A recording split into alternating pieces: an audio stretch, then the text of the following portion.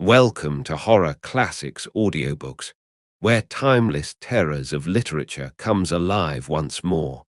We present a chilling masterpiece that continues to haunt generations of readers.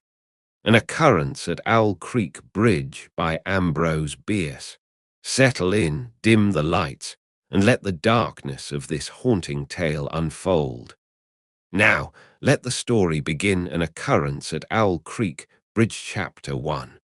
A man stood upon a railroad bridge in northern Alabama, looking down into the swift water 20 feet below. The man's hands were behind his back, the wrists bound with a cord. A rope closely encircled his neck. It was attached to a stout cross-timber above his head, and the slack fell to the level of his knees. Some loose boards laid upon the ties supporting the rails of the railway supplied a footing for him and his executioners, 2 private soldiers of the Federal Army, directed by a sergeant who in civil life may have been a deputy sheriff. At a short remove upon the same temporary platform was an officer in the uniform of his rank, armed. He was a captain. A sentinel at each end of the bridge stood with his rifle in the position known as support. That is to say, vertical in front of the left shoulder, the hammer resting on the forearm thrown straight across the chest. A formal and unnatural position, enforcing an erect carriage of the body.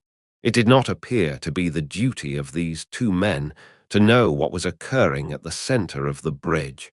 They merely blockaded the 2 ends of the foot planking that traversed it. Beyond one of the sentinels, nobody was in sight.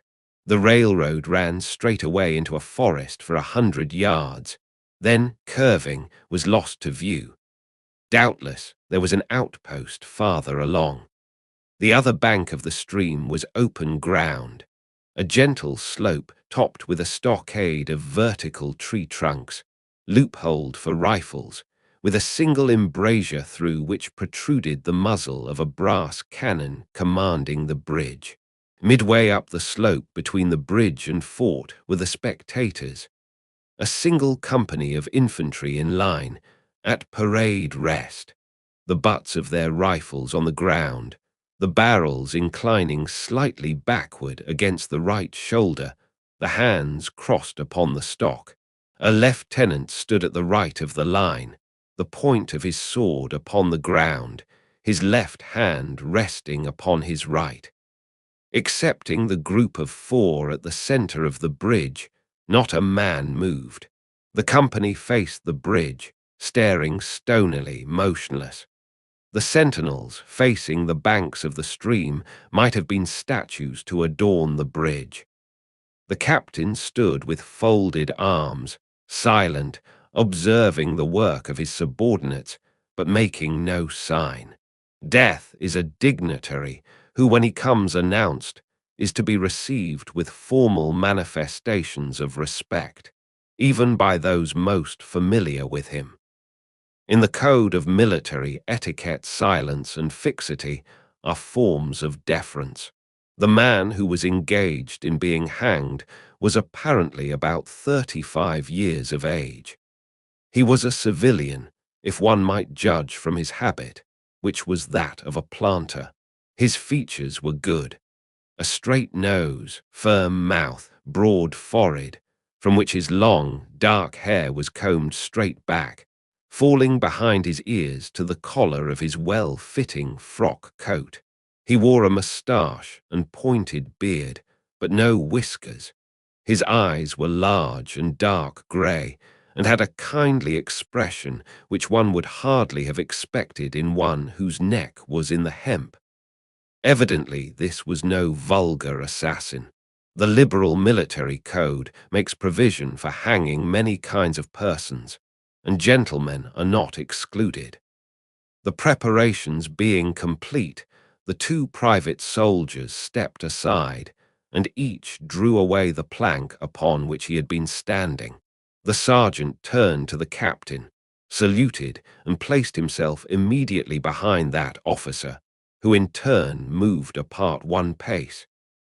These movements left the condemned man and the sergeant standing on the two ends of the same plank, which spanned three of the cross-ties of the bridge.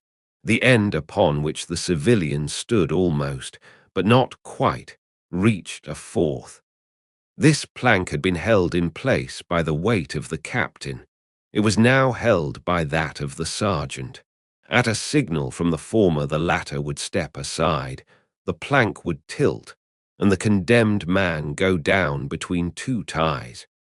The arrangement commended itself to his judgment as simple and effective. His face had not been covered nor his eyes bandaged. He looked a moment at his unsteadfast footing, then let his gaze wander to the swirling water of the stream racing madly beneath his feet. A piece of dancing driftwood caught his attention, and his eyes followed it down the current. How slowly it appeared to move! What a sluggish stream! He closed his eyes in order to fix his last thoughts upon his wife and children. The water, touched to gold by the early sun, the brooding mists under the banks at some distance down the stream, the fort, the soldiers, the piece of drift, all had distracted him. And now he became conscious of a new disturbance. Striking through the thought of his dear ones was sound which he could neither ignore nor understand. A sharp, distinct, metallic percussion, like the stroke of a blacksmith's hammer upon the anvil. It had the same ringing quality. He wondered what it was, and whether immeasurably distant or nearby, it seemed both. Its recurrence was regular, but as slow as the tolling of a death knell. He awaited each new stroke with impatience, and he knew not why, apprehension. The intervals of silence grew progressively longer. The delays became maddening. With their greater infrequency, the sounds increased in strength and sharpness. They hurt his ear like the thrust of a knife. He feared he would shriek. What he heard was the ticking of his watch. He unclosed his eyes and saw again the water below him. If I could free my hands, he thought, I might throw off the noose and spring into the stream. By diving I could evade the bullets, and swimming vigorously, reach the bank, take to the woods and get away home. My home, thank God, is as yet outside their lines. My wife and little ones are still beyond the invaders' farthest advance. As these thoughts, which have here to be set down in words, were flashed into the doomed man's brain rather than evolved from it, the captain nodded to the sergeant. The sergeant stepped aside. Chapter Separator, Chapter 2. Peyton Farquhar was a well-to-do planter of an old and highly respected Alabama family. Being a slave owner, and like other slave owners, a politician, he was naturally an original secessionist and ardently devoted to the Southern cause. Circumstances of an imperious nature, which it is unnecessary to relate here, had prevented him from taking service with that gallant army which had fought the disastrous campaigns ending with the fall of Corinth, and he chafed under the inglorious restraint, longing for the release of his energies, the larger life of the soldier, the opportunity for distinction. That opportunity, he felt, would come, as it comes to all in wartime. Meanwhile he did what he could. No service was too humble for him to perform in the aid of the South. No adventure too perilous for him to undertake if consistent with the character of a civilian who was at heart a soldier, and who in good faith, and without too much qualification, assented to at least a part of the frankly villainous dictum that all is fair in love and war. One evening, while Farquhar and his wife were sitting on a rustic bench near the entrance to his grounds, a grey-clad soldier rode up to the gate and asked for a drink of water. Mrs. Farquhar was only too happy to serve him with her own white hands. While she was fetching the water, her husband approached the dusty horseman and inquired eagerly for news from the front. "The Yanks are repairing the railroads," said the man, "and are getting ready for another advance.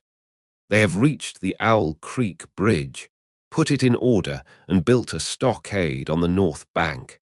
The commandant has issued an order, which is posted everywhere, declaring that any civilian caught interfering with the railroad, its bridges, tunnels, or trains will be summarily hanged." I saw the order. "How far is it to the Owl Creek Bridge?" Farquhar asked. "About 30 miles. Is there no force on this side of the creek? Only a picket post half a mile out on the railroad and a single sentinel at this end of the bridge. Suppose a man, a civilian and student of hanging, should elude the picket post and perhaps get the better of the sentinel," said Farquhar, smiling. "What could he accomplish?" The soldier reflected. "I was there a month ago," he replied. "I observed that the flood of last winter had lodged a great quantity of driftwood against the wooden pier at this end of the bridge. It is now dry and would burn like tinder." The lady had now brought the water, which the soldier drank. He thanked her ceremoniously, bowed to her husband, and rode away. An hour later, after nightfall, he repassed the plantation, going northward in the direction from which he had come. He was a Federal scout. Chapter Separator, Chapter 3. As Peyton Farquhar fell straight downward through the bridge, he lost consciousness and was as one already dead. From this state he was awakened, ages later, it seemed to him, by the pain of a sharp pressure upon his throat, followed by a sense of suffocation. Keen, poignant agonies seemed to shoot from his neck, downward, through every fibre of his body and limbs. These pains appeared to flash along well-defined lines of ramification, and to beat with an inconceivably rapid periodicity. They seemed like streams of pulsating fire, heating him to an intolerable temperature. As to his head, he was conscious of nothing but a feeling of fullness, of congestion. These sensations were unaccompanied by thought. The intellectual part of his nature was already effaced. He had power only to feel, and feeling was torment. He was conscious of motion. Encompassed in a luminous cloud, of which he was now merely the fiery heart, without material substance, he swung through unthinkable arcs of oscillation, like a vast pendulum. Then all at once, with terrible suddenness, the light about him shot upward with the noise of a loud splash. A frightful roaring was in his ears, and all was cold and dark.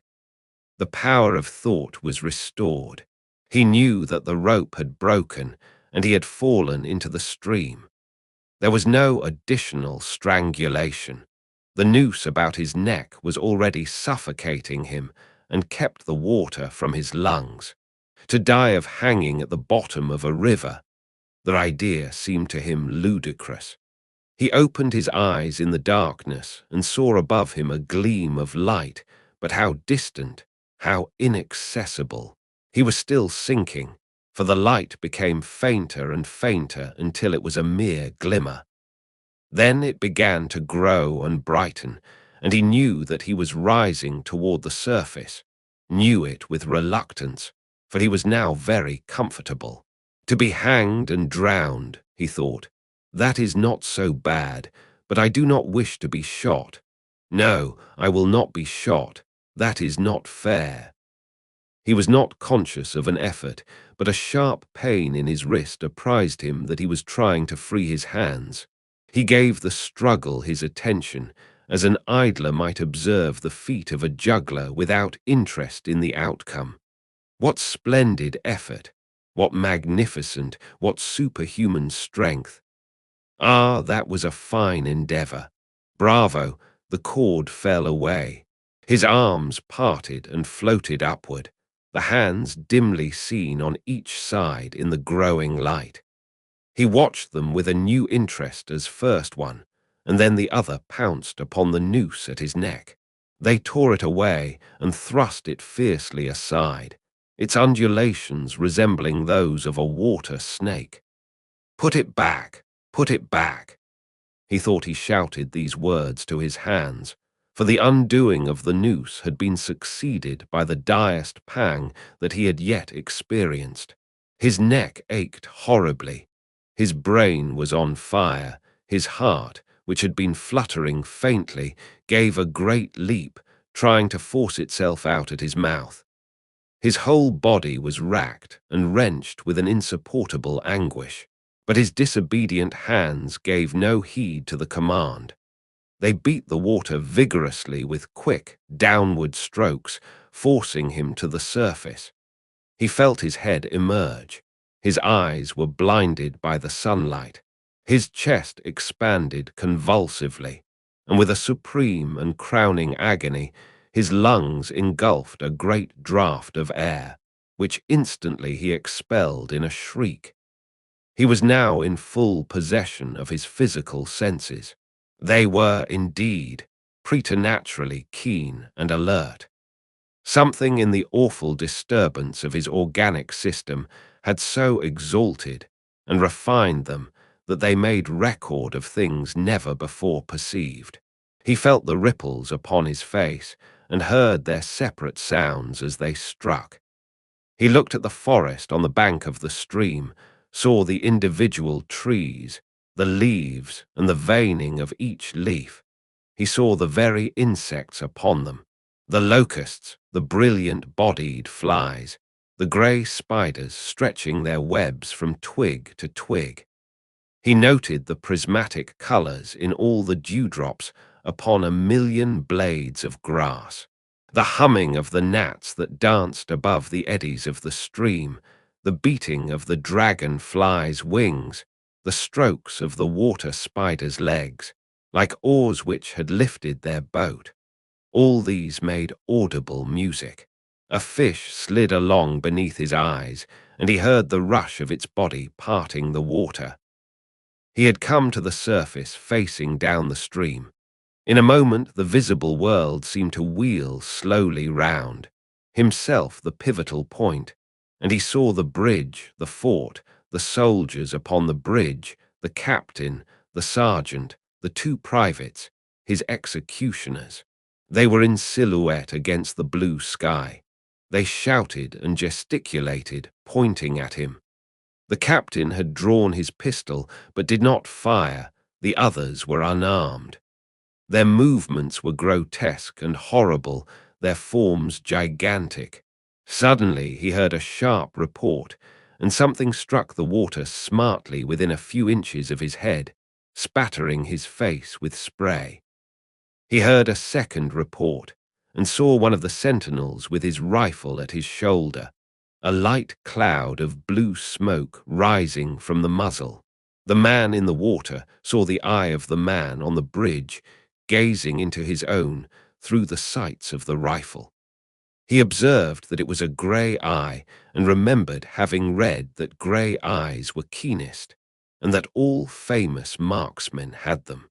Nevertheless, this one had missed. A counterswirl had caught Farquhar and turned him half round. He was again looking at the forest on the bank opposite the fort. The sound of a clear, high voice in a monotonous sing-song now rang out behind him and came across the water with a distinctness that pierced and subdued all other sounds, even the beating of the ripples in his ears. Although no soldier, he had frequented camps enough to know the dread significance of that deliberate, drawling, aspirated chant. The lieutenant on shore was taking a part in the morning's work. How coldly and pitilessly, with what an even, calm intonation, presaging and enforcing tranquillity in the men, with what accurately measured interval fell those cruel words. "Company, attention! shoulder, arms. Ready, aim, fire. Farquhar dived as deeply as he could. The water roared in his ears like the voice of Niagara, yet he heard the dull thunder of the volley, and rising again toward the surface, met shining bits of metal, singularly flattened, oscillating slowly downward. Some of them touched him on the face and hands, then fell away, continuing their descent. One lodged between his collar and neck. It was uncomfortably warm, and he snatched it out. As he rose to the surface, gasping for breath, he saw that he had been a long time under water. He was perceptibly farther downstream, nearer to safety. The soldiers had almost finished reloading. The metal ramrods flashed all at once in the sunshine as they were drawn from the barrels, turned in the air, and thrust into their sockets. The two sentinels fired again, independently and ineffectually. The hunted man saw all this over his shoulder. He was now swimming vigorously with the current. His brain was as energetic as his arms and legs. He thought with the rapidity of lightning. The officer, he reasoned, will not make that martinet's error a second time. It is as easy to dodge a volley as a single shot. He has probably already given the command to fire at will. God help me, I cannot dodge them all. An appalling splash within 2 yards of him was followed by a loud, rushing sound, diminuendo, which seemed to travel back through the air to the fort and died in an explosion which stirred the very river to its deeps. A rising sheet of water curved over him, fell down upon him, blinded him, strangled him. The cannon had taken an hand in the game. As he shook his head free from the commotion of the smitten water, he heard the deflected shot humming through the air ahead, and in an instant it was cracking and smashing the branches in the forest beyond. They will not do that again, he thought. The next time they will use a charge of grape. I must keep my eye upon the gun. The smoke will apprise me. The report arrives too late. It lags behind the missile. That is a good gun. Suddenly he felt himself whirled round and round, spinning like a top. The water, the banks, the forests, the now distant bridge, fort and men, all were commingled and blurred. Objects were represented by their colours only, circular, horizontal streaks of colour. That was all he saw. He had been caught in a vortex and was being whirled on with a velocity of advance and gyration that made him giddy and sick. In few moments he was flung upon the gravel at the foot of the left bank of the stream, the southern bank, and behind a projecting point which concealed him from his enemies. The sudden arrest of his motion, the abrasion of one of his hands on the gravel, restored him, and he wept with delight. He dug his fingers into the sand, threw it over himself in handfuls, and audibly blessed it. It looked like diamonds, rubies, emeralds. He could think of nothing beautiful which it did not resemble. The trees upon the bank were giant garden plants. He noted a definite order in their arrangement, inhaled the fragrance of their blooms.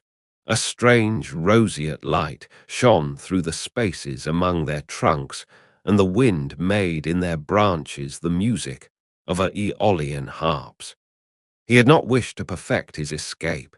He was content to remain in that enchanting spot until retaken. A whiz and a rattle of grape shot among the branches high above his head roused him from his dream. The baffled cannoneer had fired him a random farewell. He sprang to his feet, rushed up the sloping bank, and plunged into the forest. All that day he travelled, laying his course by the rounding sun. The forest seemed interminable. Nowhere did he discover a break in it, not even a woodman's road. He had not known that he lived in so wild a region. There was something uncanny in the revelation. By nightfall he was fatigued, footsore, famished.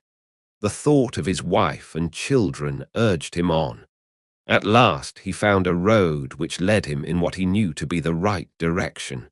It was as wide and straight as a city street, yet it seemed untravelled. No fields bordered it, no dwelling anywhere.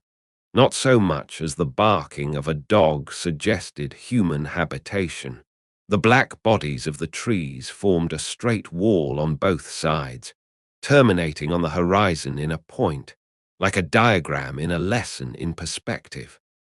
Overhead, as he looked up through this rift in the wood, shone great golden stars looking unfamiliar and grouped in strange constellations.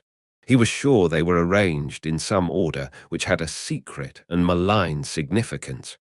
The wood on either side was full of singular noises, among which, once, twice, and again, he distinctly heard whispers in an unknown tongue. His neck was in pain, and lifting his hand to it found it horribly swollen. He knew that it had a circle of black where the rope had bruised it. His eyes felt congested. He could no longer close them. His tongue was swollen with thirst. He relieved its fever by thrusting it forward from between his teeth into the cold air. How softly the turf had carpeted the untravelled avenue. He could no longer feel the roadway beneath his feet.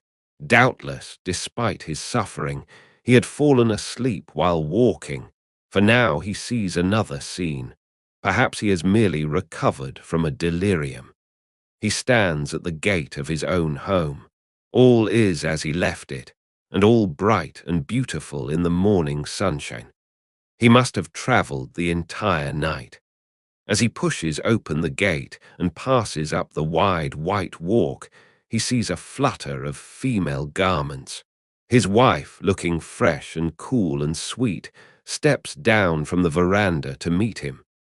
At the bottom of the steps, she stands waiting, with a smile of ineffable joy, an attitude of matchless grace and dignity. Ah, how beautiful she is! He springs forwards with extended arms. As he is about to clasp her, he feels a stunning blow upon the back of the neck. A blinding white light blazes all about him with a sound like the shock of a cannon. Then all is darkness and silence. Peyton Farquhar was dead. His body, with a broken neck, swung gently from side to side beneath the timbers of the Owl Creek Bridge. And that concludes our reading of An Occurrence at Owl Creek Bridge. I hope you enjoyed it. If you did, please give this video a like, share your thoughts in the comments, and subscribe for more free audiobooks. Don't forget the bell. Thanks for listening.